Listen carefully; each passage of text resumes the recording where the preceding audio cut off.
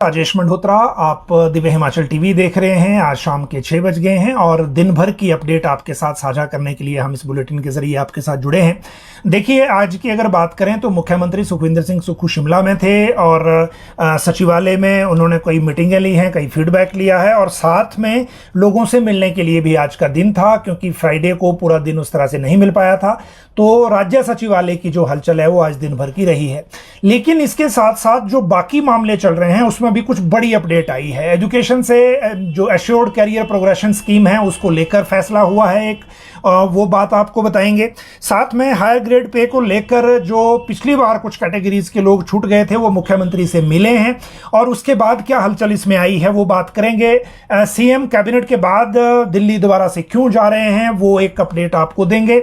और कैबिनेट की बैठक ये 25 तारीख को है, इसके बाद दिल्ली जाने का कार्यक्रम बना है और ये भारत सरकार का एक निमंत्रण है और वो आगे विस्तार से बात करेंगे। एक और कैबिनेट सब कमेटी नोटिफाई हुई है, जिस तरह की आर्थिक स्थिति राज्य की चल रही है उसके मद्देनजर रखते हुए डिप्टी चीफ मिनिस्टर की अध्यक्षता में उसको काम क्या दिया है वो आपको बात करेंगे। 25 की कैबिनेट में स्कूलों को बंद करने का फैसला होने वाला है। कितने स्कूल बंद होंगे, कितने मर्ज होंगे, आज हम आपके साथ ये बात करेंगे।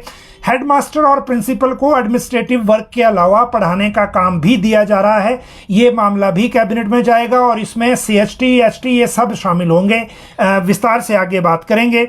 मिड डे मील में एक तड़का लगने जा रहा है राज्य के सरकारी स्कूलों में, जहां बच्चों को मिड डे मील मिलता है वहां पर नई चीज क्या खाने में ऐड की जा रही है, ये मुख्यमंत्री पोषण योजना के तहत वो बात आपके साथ करेंगे।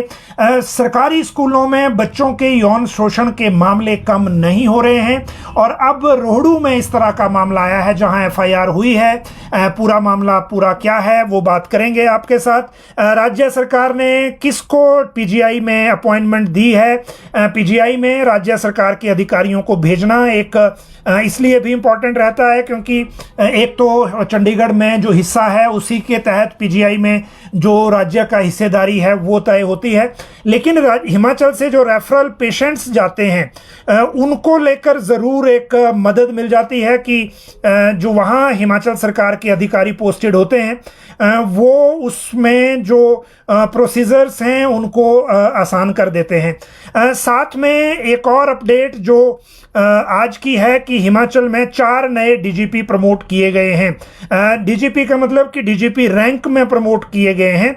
इनमें से एक अधिकारी हिमाचल में हैं, 3 हिमाचल से अभी बाहर हैं और बाकी कुछ और चार्जेस वो जो दिए गए हैं वो आपके साथ अलग से उसी में बात करेंगे। लेकिन इसके साथ साथ कई हादसे स्टेट में हुए हैं। कुछ बरसात की वजह से हैं जिसमें 3 डेथ हुई हैं और श्रीखंड में एक हादसा हुआ है जिसमें 1 डेथ हुई है और एक नादौन में इंसिडेंट हुआ है जहां पुलिस ने रेड की घर की और जिस व्यक्ति के घर में रेड पड़ी उसने लोक लज्जा के मारे अपनी आत्महत्या कर ली और फिर उसके बाद जो बवाल हुआ वो बात अलग रही। इन सारी चीज़ों के साथ मोटर व्हीकल एक्ट बदला है उन लोगों के लिए जो वॉयलेट करते हैं, टैक्स भरे बिना हिमाचल आते हैं बाहर से आने वाली गाड़ियों के लिए, इसकी भी जानकारी आपको देंगे। और साथ में जेल वार्डन का जो एग्ज़ाम है वो और JOIT 817 जो अभी भी चर्चा में बना हुआ है। देखिए, सबसे पहले हादसों की बात करते हैं। मौसम की अगर बात करें तो बेशक येलो अलर्ट और इस तरह के अलर्ट आने के बावजूद बारिश नहीं हो रही। मॉनसून ने एक तरह से साथ छोड़ दिया है। हिमाचल के निचले क्षेत्रों में भी पॉकेट्स में बारिश हो रही है और ओवरऑल स्प्रेड नहीं है और उसके कारण जो टेम्परेचर है वो एकदम बढ़ गया है। लेकिन इसके साथ आज 3 हादसे हुए हैं। चंबा बैरागढ़ मार्ग पर ऊपर पहाड़ी से जो पत्थर आए उसके चपेट में एक कार आ गई जिसमें 6 लोग सवार थे। इनमें से 2 लोग जो सीरियस इंजरी की वजह से डेथ हो गई है और बाकी लोग इसमें घायल हुए हैं जिनको तीसा भेजा गया है। 2 गंभीर घायलों को मेडिकल कॉलेज चंबा भेजा गया है। इसका मतलब ये हुआ कि इसमें और कैजुअलिटी भी हो सकती है इस इंसिडेंट में, क्योंकि ये थनई कोठी के 6 लोग सवार थे इस कार में। ये बैरागढ़ में जो जातर मेला था उसमें हिस्सा लेने के लिए गए थे और पतोगण के पास ये जगह बताई गई है, पहाड़ी से जो पत्थर आए ऊपर से उसके कारण जो चालक है वो नियंत्रण खो बैठा और ये सड़क से नीचे चली गई गाड़ी और उसके कारण ये हादसा हुआ है। दूसरा जो हादसा है ये सुबह का है। पांवटा साहिब विधानसभा क्षेत्र के तहत ये डांडा आंज पंचायत है, उसका रेतुआ गांव है, वहाँ बादल फटने जैसी घटना एक हुई है उसमें एक व्यक्ति 48 साल का अमान सिंह पुत्र तेलू राम, ये काला अम्ब का रहने वाला था। ये उस मलबे के साथ बह गया। 10 किलोमीटर दूर टोंस नदी में इसका शव बरामद हुआ है। एसडीएम पोंटा साहब गुरजीत सिंह चीमा ने कहा है कि भारी बारिश के कारण ये मलबा आया और उसके कारण ये डेथ हुई है। तो ये 3 मौतें उस तरह की हैं। श्रीखंड यात्रा की मैं अगर बात करूं तो श्रीखंड यात्रा में जो आज डेथ है, ये जो 14 जुलाई से शुरू हुई है यात्रा, उसमें एक डेथ अब और हुई है। अब तक टोटल 4 डेथ इसमें हो चुकी हैं। 3 डेथ यात्रा शुरू होने से पहले हो गई थी। और इसमें जो ये पैर फिसलने से हुआ है, ये जो हादसा है, 31 साल के सिद्धार्थ शर्मा पुत्र विजय शर्मा, रामपुर जिला शिमला के ये निवासी थे। बेसिकली ये लंगर सेवा समिति के सदस्य थे। वहां लंगर लगाने के लिए सामान उठा के ले जा रहे थे। इनका पैर फिसलने से ये खाई में गिर गए। उसके बाद इनको निरमंड पहुंचाया गया। निरमंड से रेफर खनेरी किया गया। खनेरी से आईजीएमसी भेजा गया। लेकिन आईजीएमसी जब पहुंचे तो ये ब्रॉट डेड घोषित किए गए हैं। तो ये अगला जो एक बड़ा हादसा वो था। अब बात करते हैं जो नदौन में हुआ है पुलिस की जो रेड के बाद। और इस तरह का मामला जनरली सामने नहीं आता, लेकिन अब ये घटना आई है तो हम इसकी जानकारी आपको दे दें। और ये पूरा जो इंसिडेंट है वो एक शिकायत के आधार पर हुआ। और ये शिकायत एक व्यक्ति ने, गांव के ही एक व्यक्ति ने ये कहा कि उस दूसरे घर में बिना लाइसेंस की जो बंदूक है वो रखी गई है अवैध तौर पर। उसके बाद पुलिस ने रेड कर दी रघुवीर नामक व्यक्ति है उसके घर पर। और जब पुलिस वहां से चली गई तो इसने फंदा लगाकर आत्महत्या कर ली। बाद में जो लोगों ने वहां इकट्ठा होकर आरोप लगाया कि जिस व्यक्ति ने ये शिकायत की है, आरोप ये है कि वो जनरल टेंडेंसी लड़ाई झगड़े वाली है और ये झूठी शिकायत की गई थी, जिसके कारण ये सारा मामला हुआ। और जो डेड बॉडी है उसको भी वहां उठाने नहीं दिया। तो पुलिस ने बड़ी मशक्कत के साथ इस पूरे मामले में कार्रवाई की है। और उसके बाद जो व्यक्ति हैं, ये डीएसपी नितिन चौहान ने कहा कि जो आरोपी है, शिकायतकर्ता जो है बाबूराम जिसका नाम है, उसको हिरासत में ले लिया गया है झूठी शिकायत दर्ज करवाने और आत्महत्या के लिए उकसाने या बाध्य करने का मामला भी दर्ज कर दिया गया है। बाबूराम ने अपनी शिकायत में बार बार अवैध हथियार होने की बात कही है। गोली चलाने की आशंका भी व्यक्त की है, जिसके आधार पर पुलिस को ये निरीक्षण अभियान कराना पड़ा पंचायत प्रधान सरिता देवी की उपस्थिति में। और अब ये मामला रिवर्स हो गया है। एक बात जो एचआरटीसी पेंशनरों की है वो आपको बता दें। कुल्लू में आज एचआरटीसी पेंशनरों ने जो है आक्रोश रैली निकाली और इसमें धरना प्रदर्शन किया। डीसी ऑफिस तक ये रैली थी। इसमें ये कहा गया कि प्रदेश कार्य समिति की बैठक 24 जून को मंडी में हुई थी। उसमें जो चर्चा की गई थी उसमें मांग पत्र दिया गया है। 15 जुलाई से पहले जो वार्ता के लिए बुलाने को कहा था उन्होंने बुलाया नहीं। लेकिन अब भी अगर एचआरटीसी ने जल्दी इनको नहीं बुलाया तो प्रदेश भर में ये प्रदर्शन होंगे। और आगा जो विधानसभा का सेशन आ रहा है, मानसून सेशन, उसका घेराव भी होगा। दूसरी तरफ एक जो नई बात है वो ये कि जो जेसीसी की बैठक एचआरटीसी की 18 तारीख को होनी थी वो टल गई है। और अब अगली बैठक की जो डेट है उसका इंतजार किया जा रहा है कि कब डेट मिलती है और कब ये आगे इसमें इस तरह का जो बैठक और उसमें जो मसले हैं वो सुलझाए जाते हैं। अगली बात अगर करें तो वो है मोटर व्हीकल एक्ट में जो चेंज हुआ है उसका। और ये हिमाचल सरकार ने, ट्रांसपोर्ट डिपार्टमेंट ने, प्रिंसिपल सेक्रेटरी आरडी नजीम ने ये ऑर्डर किया है। इसमें ये कहा गया है कि जो यदि कोई गाड़ी जो अन्य राज्य में रजिस्टर्ड है, हिमाचल में देय किसी भी तरह का टैक्स दिए बिना अनुमति से हिमाचल में चलती हुई पाई गई तो पहली बार जो अपराध है उसमें 20,000 रुपये हल्के गाड़ियों के लिए और 50,000 रुपये बड़ी गाड़ियों के लिए जो जुर्माना लगेगा। और अगर दूसरी बार गाड़ी पकड़ी जाती है तो 40,000 छोटी गाड़ी के लिए और 1 लाख बड़ी गाड़ी के लिए जो पेनल्टी है वो वसूली जाएगी। इसके लिए मोटरयान कराधान अधिनियम 1972 की धारा 17(4) के प्रावधान के तहत राज्य सरकार ने ये व्यवस्था की है, जिसको नोटिफाई कर दिया है। इसीलिए हिमाचल से बाहर से जो टूरिस्ट व्हीकल या बाकी व्हीकल्स आ रहे हैं, कमर्शियल व्हीकल भी, उनको ये ध्यान रखने की ज़रूरत है कि अब टैक्स में ये परिवर्तन हो गया है। और अब अगर कोई ऐसी गाड़ी यहाँ पकड़ी गई तो फिर उसमें पेनल्टी जो है वो रूटीन से ज़्यादा होगी और इसीलिए इसमें ध्यान देने की ज़रूरत है। अगली बात करते हैं अब जेल वार्डन के एग्जाम की। उससे पहले JOAIT 817 को लेकर अपडेट आपको देनी है। देखिए, जो JOAIT 817 का मामला है, कल हमने आपको बताया था कि हमीरपुर आयोग, जो राज्य चयन आयोग है, उसके बाहर उन्होंने प्रदर्शन किया था। इधर राज्य सरकार से ये अनुमति का इंतजार है कि रिजल्ट कब घोषित करना है। दूसरी तरफ जो राज्य चयन आयोग के चेयरमैन हैं, वो एक बार फिर से 1-to-1 फॉर्म वेरीफाई कर रहे हैं। इस सब के बीच में JOAIT 817 के अभ्यर्थियों ने राज्य चयन आयोग के बाहर तंबू गाड़ दिया है और वहां पे टेंट लगाकर धरना दे दिया है रिजल्ट घोषित करवाने के लिए, क्योंकि ये कह रहे हैं कि इनको बार बार ये कहा जा रहा है 2-4 दिन में रिजल्ट घोषित कर दिया जाएगा, आज तक रिजल्ट आया नहीं। इसीलिए इनके पास वहां तंबू लगाना, धरना देने के अलावा और कोई चारा नहीं था। अब ये चीज भी अनफॉर्चुनेट है। रीजन आप किसी भी तरह का मानिए, रीजन चाहे जो मर्जी हो, चाहे पेपर लीक हो, चाहे चुनाव हो, चाहे आचार संहिता हो, लेकिन इस प्रदेश में पढ़े लिखे युवाओं को पेपर के लिए तैयारी करने और रिजल्ट घोषित करवाने के लिए भी धरना देना पड़ रहा है। ये बहुत अनफॉर्चुनेट है और राज्य सरकार को अब, क्योंकि कोड ऑफ कंडक्ट नहीं है, इन मामलों को एक बार डिसीजन लेकर प्रोसेस करना चाहिए, ताकि इस तरह का जो मैसेज है वो यंग जनरेशन में ना जाए। अगली बात करेंगे और वो है जो जेल वार्डन के एग्जाम की। 91 जेल वार्डरों के पद भरने के लिए 28 जुलाई को रिटर्न एग्जाम होगा। इसके लिए शिमला, मंडी और धर्मशाला में 3 परीक्षा केंद्र बनाए गए हैं। 2620 अभ्यर्थी इसके लिए हैं, जिनमें 2343 पुरुष और 273 महिला हैं। ये कॉल लेटर सबको भेज दिए गए हैं। ये सूचना जेल की तरफ से आई है। अब बात करते हैं PGI किसको सरकार ने भेजा है। देखिए, PGI में एक अपॉइंटमेंट हुई है। HAS अधिकारी 2015 बैच के हैं और पच्छाद में ये SDM थे, डॉक्टर संजीव कुमार धीमान।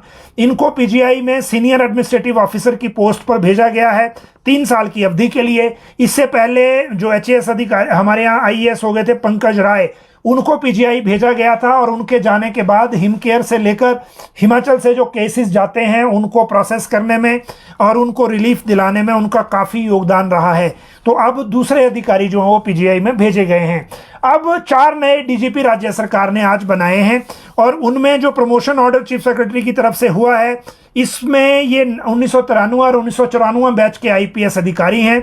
इनको director general of police in level 16 of पे मैट्रिक्स दिया गया है और इसमें श्री अनुराग गर्ग 1993 बैच के, अशोक तिवारी 1993 बैच के, ऋत्विक रुद्रा 1993 बैच के और राकेश अग्रवाल 1994 बैच के, इन सबको DGP रैंक में प्रमोट किया गया है। इनमें से पहले 3 जो है उनको परफॉर्मा बेसिस पे प्रमोशन मिलेगी, क्योंकि वो भारत सरकार में है ऑलरेडी, और राकेश अग्रवाल क्योंकि हिमाचल में है तो उनको रेगुलर बेसिस पे ये प्रमोशन मिलने वाली है। जहां तक बात है जो DGP प्रिजन हैं, संजीव रंजन ओझा, ये 1989 बैच के हैं और इनको जो DG CID का चार्ज अलग से दिया गया है जेल के साथ। तो ये एक अलग एक डेवलपमेंट है, जो CID का चार्ज जो है वो अब ओझा साहब को अलग से दिया गया है। इसके साथ अगली बात करें तो वो यौन शोषण का जो मामला है उसकी बात कर लेते हैं। ये जो मामला है ये रोहड़ू का आया है। प्राइमरी स्कूल के 7 नाबालिग बच्चों, प्राइमरी स्कूल में ऑब्वियसली नाबालिग होंगे, इनमें से 2 जो हैं वो छात्र हैं, 5 छात्राएं हैं। एक व्यक्ति पर जो गलत तरीके से छेड़खानी के आरोप इन्होंने लगाए हैं। ये शर्मनाक घटना जो है वो चाइल्ड हेल्पलाइन के माध्यम से सामने आई है। पुलिस में चाइल्ड हेल्पलाइन शिमला 1098 में ये शिकायत पहले आई और उसके बाद जो आगामी कार्रवाई इसमें की गई, फिर बच्चों से पूछा गया तो उन्होंने शिकायत की। पुलिस ने पोक्सो एक्ट के तहत गांव के एक व्यक्ति पर यह मामला दर्ज किया है और इस व्यक्ति की जो DSP रोहड़ू है रविंदर नेगी, उन्होंने मामले की पुष्टि की है। आगामी छानबीन के बाद ये अरेस्ट होगी और जो भी इसमें आगे अपडेट आएगा उसकी जानकारी हम आपको देंगे। अनफॉर्चुनेट ये है कि इस तरह के मामले रुक नहीं रहे हैं और बार बार इस तरह के मामले सामने आ रहे हैं सरकारी स्कूलों में भी। मिड डे मील में एक नई एडिशन होने वाली है और आप इसको एक तरह से कुछ भी मानिए। भारत सरकार ने प्रधानमंत्री के नाम पर ऐसी स्कीम शुरू की थी। हिमाचल सरकार ने मुख्यमंत्री बाल पौष्टिक आहार योजना के नाम से नोटिफिकेशन आज की है और यह नर्सरी से 8वीं तक प्रधानमंत्री पोषण निर्माण स्कीम चल रही है मिड डे मील को करने के लिए। आगे इसमें न्यूट्रिशनल स्टेटस स्कूल के एलिमेंट्री लेवल पर देने के लिए, मतलब ये भी 8वीं तक की होगी। मुख्यमंत्री बाल पौष्टिक आहार योजना शुरू हो रही है और इस योजना के तहत हफ्ते में एक दिन बच्चों को बॉइल्ड एग दिया जाएगा या फिर फ्रूट में बनाना या एप्पल दिया जाएगा। महीने में 4 दिन ये मिलेगा। जो अंडा खाते हैं उनको अंडा, जो अंडा नहीं खाते वो केला, जो केला नहीं खाते उनको सेब दिया जाएगा। और ये जो इसकी परचेज है, ताकि वो फ्रेश रहे, ये जो परचेज है वो लोकल लेवल पर होगी। पर चाइल्ड पर डे 7 रुपए इसके लिए मिड डे मील में अलग से ऐड किए जा रहे हैं। शिक्षा सचिव राकेश कंवर ने आज इस बारे में पॉलिसी की नोटिफिकेशन जारी कर दी है। अब आपको बताते हैं कि कितने स्कूल बंद होंगे और हेडमास्टर और प्रिंसिपल भी क्यों पढ़ाएंगे। देखिए, कैबिनेट की बैठक 25 को होने जा रही है और इस बैठक के लिए एजुकेशन के कई मामले लिए जा रहे हैं। एक मामला उसमें यह है कि जहां जीरो एनरोलमेंट है उन स्कूलों को बंद कर दिया जाए। प्रेजेंटली एलिमेंट्री डिपार्टमेंट से जो लिस्ट आई है उसके मुताबिक 99 स्कूल ऐसे हैं जिनमें अभी प्रेजेंटली जीरो एनरोलमेंट है। वहां के जो स्कूल हैं उनको बंद करके जो वहां रिसोर्सेज हैं, चाहे टीचर हैं, चाहे डेस्क है, चाहे कुर्सी है, उसको दूसरे स्कूलों में भेज दिया जाएगा। लेकिन इसके अलावा अगर हम 5 या 5 से कम बच्चों का देखें तो 750 स्कूल हैं। लेकिन इसमें भी कैबिनेट में जो मामला जा रहा है उसमें 4 से कम, यानी कि 4 या 4 से कम बच्चे जिन स्कूलों में हैं, जिन स्कूलों में 5 बच्चे हैं उनको नहीं छेड़ा जाएगा, जिनमें 4 या 4 से कम है उनको मर्ज कर दिया जाएगा दूसरे स्कूलों में। और दूसरे स्कूलों में मर्जर करती बार यदि ये लगेगा कि बच्चे को वहां तक पहुंचने में दूरी पड़ रही है तो इसके लिए कैब का खर्चा भी सरकार दे सकती है। यह प्रपोजल कैबिनेट में जाएगा। कैबिनेट जो डिसीजन लेगी उस दिन हम उस डिसीजन को आपको बताएंगे। लेकिन दूसरा डिसीजन साथ में क्या है वो भी बड़ा इंपॉर्टेंट है। दूसरा डिसीजन यह है जो अभी होगा, जिसको कैबिनेट में भेजा जा रहा है, कि हेडमास्टर, प्रिंसिपल और CHT सेंटर हेड टीचर ये अपना एडमिनिस्ट्रेटिव वर्क के अलावा स्कूल में डेली 1 घंटा क्लासेस लेंगे। 1 घंटा क्लासेस पढ़ाएंगे, चाहे आप आधे घंटे का 2 पीरियड रखिए या आप 3 पीरियड रखिए, लेकिन 1 घंटा मिनिमम आपको पढ़ाना पड़ेगा एडमिनिस्ट्रेटिव वर्क के अलावा। तो ये मामला भी कैबिनेट में जा रहा है। और जो बाकी चीज़ें हैं वो फिर जब 22 तारीख को एजेंडा बनेगा, क्योंकि 21 को मुख्य सचिव विदेश दौरे से वापस आएंगे और उसके बाद जैसे जैसे चीज़ें आगे चलेंगी वैसे वैसे चीज़ें आगे बढ़ेंगी और फिर उस पर बात होगी। लेकिन एक इम्पॉर्टेंट चीज़ इसमें यह है कि कैबिनेट में मामला जाने के बाद बाकी चीज़ों को लेकर, जैसे सेब का समर्थन मूल्य बढ़ाना है कि नहीं, ये भी मामला भी जा रहा है, क्योंकि इसको पहले फाइनेंस में भेजा गया था। दूसरी तरफ पहले जो डिसीजन हुआ था उसके मुताबिक HRTC ने नादौन बस डिपो के आदेश जारी कर दिए हैं। कैबिनेट से इसको मंजूरी मिल गई थी, अब HRTC की नोटिफिकेशन हुई है। तो ये जो मामले हैं वो हैं। अब अगली बात करेंगे, एक और कैबिनेट सब कमेटी बनी है। ये cabinet sub committee Mukesh Agnihotri deputy chief minister की अध्यक्षता में बनाई गई है। कृषि मंत्री चंद्र कुमार, उद्योग मंत्री हर्षवर्धन सिंह चौहान और TCP मंत्री राजेश धर्माणी इसके मेंबर हैं। एडवाइजर प्लानिंग जो हैं बसु साहब, उनको इसका मेंबर सेक्रेटरी लगाया गया है। कमेटी अपनी रिपोर्ट 15 जुलाई को देगी। देखिए, ये अब ये सरकारी सिस्टम का एक तरह से आप हाल देखिए कि 12 जुलाई को नोटिफिकेशन की कमेटी बनाने की, और कमेटी जो है रिपोर्ट देगी 15 जुलाई को। तो ये आप समझ सकते हैं ये सरकारी सिस्टम में किस तरह से काम होता है। लेकिन इस कमेटी को जो काम दिया गया है वो कमेटी को काम दिया गया है रिसोर्स मोबिलाइजेशन का। इससे पहले वीरभद्र सिंह सरकार में रिसोर्स मोबिलाइजेशन हर्षवर्धन चौहान देख चुके हैं, अब वो मेंबर हैं कमेटी में और डिप्टी चीफ मिनिस्टर चेयरमैन हैं। लेकिन जो ऑफिशियल गजट में, इलेक्ट्रॉनिक गजट में आज नोटिफिकेशन हुई है और 20 तारीख को नोटिफिकेशन हुई है, 20 जुलाई को, और 15 जुलाई को इनको रिपोर्ट देने को कहा गया है। तो ये एक जो अटपटी चीज़ है वो आपके सामने है। अब बात करते हैं, इसके बाद CM दिल्ली जा रहे हैं। देखिए, 25 जुलाई को कैबिनेट की बैठक है, 26 और 27 को मुख्यमंत्री सुखविंदर सिंह सुक्खू दिल्ली में होंगे। दरअसल नीति आयोग की गवर्निंग काउंसिल की मीटिंग है। गवर्निंग काउंसिल की मीटिंग में सभी मुख्यमंत्रियों को ही बुलाया जाता है, इसीलिए CM को इस मीटिंग में में बुलाया गया है और 25 की कैबिनेट के बाद ये दिल्ली का दौरा होगा। इसमें बाकी सारी चीज़ों को भी चीज़ें होंगी कि क्या इस दौरे के दौरान बाकी चीज़ें रहती हैं और नीति आयोग में क्या एजेंडा लेके हिमाचल जाता है, क्योंकि इससे पहले 16th फाइनेंस कमीशन को एक मेमोरेंडम दिया गया है। उसके बाद जो प्री बजट कंसल्टेशन बुलाई गई थी निर्मला सीतारमण में, उसमें भी 7 पॉइंट्स वहाँ रखे गए थे राज्य की तरफ से। उसके बाद मुख्यमंत्री ने दिल्ली जाके अलग अलग मंत्रालयों में मिलकर अपनी बात रखी है और 23 जुलाई को केंद्रीय बजट आ रहा है। इस बजट से पहले, इस बजट के इमीडिएट बाद 27 जुलाई को नीति आयोग गवर्निंग काउंसिल की बैठक है। इसीलिए इसमें पता चलेगा कि राज्य सरकार क्या मामले इसमें लेकर जाती है। अब जो हायर ग्रेड पे को लेकर हलचल है उसकी बात कर लेते हैं। देखिए, हायर ग्रेड पे को लेकर हमने बताया था कि एक नया संगठन बना है, हिमाचल प्रदेश उच्च वेतनमान वंचित कर्मचारी महासंघ।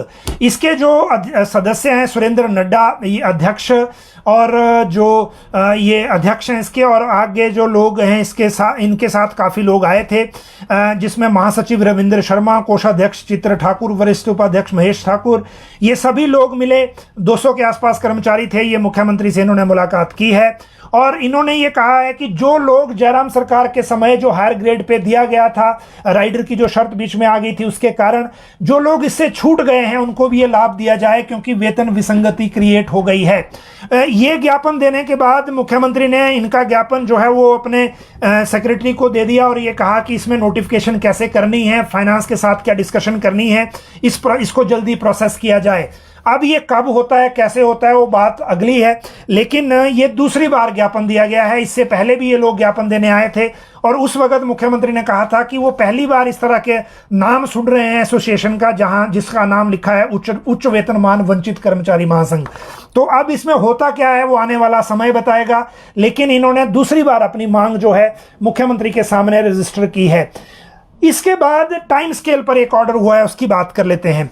देखिए, एजुकेशन डिपार्टमेंट ने स्कूल लेक्चरर्स के मामले में पे फिक्सेशन जो पहले कुछ गलत हो गई थी उसमें एक ऑर्डर किया है और ऑर्डर ये किया है कि जो the pay of lecturers hereby fixed under the provision of assured career progression scheme 4914, जिसको हम टाइम स्केल कहते हैं, on notional basis up to 8/8/2012 and on actual basis with effect from 9/8/2012।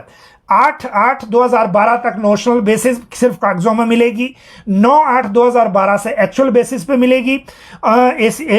ACPS benefit if any granted on the basis of different earlier date of regularization stands withdrawn। इससे पिछली date को जो ACPS दी गई थी fixation के दौरान उसको higher education department ने विड्रॉ कर लिया है, वापस ले लिया है। The above benefit is subject to the verification by the audit. If any recovery is pointed out later on, the official will have to refund the whole amount in lump sum. An undertaking to the effect may be obtained and be got pasted in the service book of the individual. मतलब जिनको ये withdraw किया गया है, जिन lecturers का, उनको ये undertaking देनी होगी कि अगर उनको एक्स्ट्रा पैसे मिल गए होंगे तो वो विड्रॉ हो, रिफंड करने पड़ेंगे उनको, और वो जो अंडरटेकिंग देंगे वो उनकी जो ACR है उसमें पेस्ट की जाएगी ताकि फ्यूचर में भी रिकॉर्ड रहे। तो ये आज की जो टाइम स्केल को लेकर ऑर्डर था वो था।